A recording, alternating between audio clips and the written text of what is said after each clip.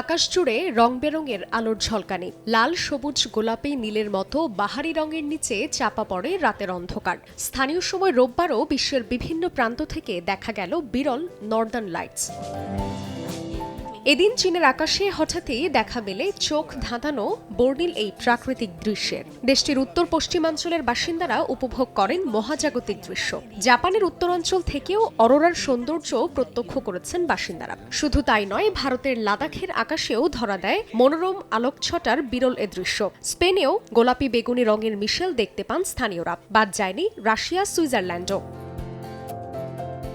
রঙিন আলোর মেলা দিক দিগন্তে ছড়িয়ে পড়ার কারণ শক্তিশালী সৌরঝড়। 2 দশকের বেশি সময় পর পৃথিবীতে সবচেয়ে শক্তিশালী সৌরঝড় আঘাত হানার পরই যুক্তরাষ্ট্র, যুক্তরাজ্য, জার্মানি, অস্ট্রেলিয়া সহ নানা দেশের আকাশ জুড়ে বর্ণিল রং দেখতে পাওয়া যায়। এদিকে দৃষ্টিনন্দন এসব আলো সাময়িকভাবে চোখের তৃপ্তি হলেও বিশ্লেষকরা বলছেন, সূর্যের বিরাট অংশ বিপুল সক্রিয় থাকায় সেখান থেকেই ক্রমশ চৌম্বক শক্তি বেরিয়ে আসছে।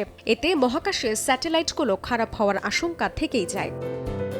যুক্তরাষ্ট্রের মহাকাশীয় আবহাওয়া পূর্বাভাস কেন্দ্র জানিয়েছে, সূর্য থেকে বৈদ্যুতিক চার্জ যুক্ত কণা, প্রোটন ও ইলেকট্রন পৃথিবীর বায়ুমণ্ডলে গ্যাসের সঙ্গে সংঘর্ষে যখন লিপ্ত হয়, তখন একটি ইলেকট্রোম্যাগনেটিক রেডিয়েশন আকাশে দেখা যায়। বেশ কয়েকটি করোনাল ম্যাস ইজেকশন বা ব্যাপক জ্যোতির্বলয় নির্গমনের ফলে সূর্য থেকে পৃথিবীতে প্লাজমা ও চৌম্বক ক্ষেত্রের উদ্গীরণ হয়। পরে তা পরিণত হয় প্রচণ্ড ভূচৌম্বকীয় ঝড়ে। ভূচৌম্বকীয় ঝড়ের প্রভাবে আকাশে বাহারি রঙের আলো দেখা যায়, যা অরোরা হিসেবে পরিচিত।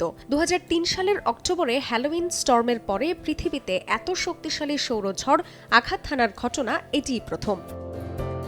জান্নাতুল সাদিয়া, সময় সংবাদ।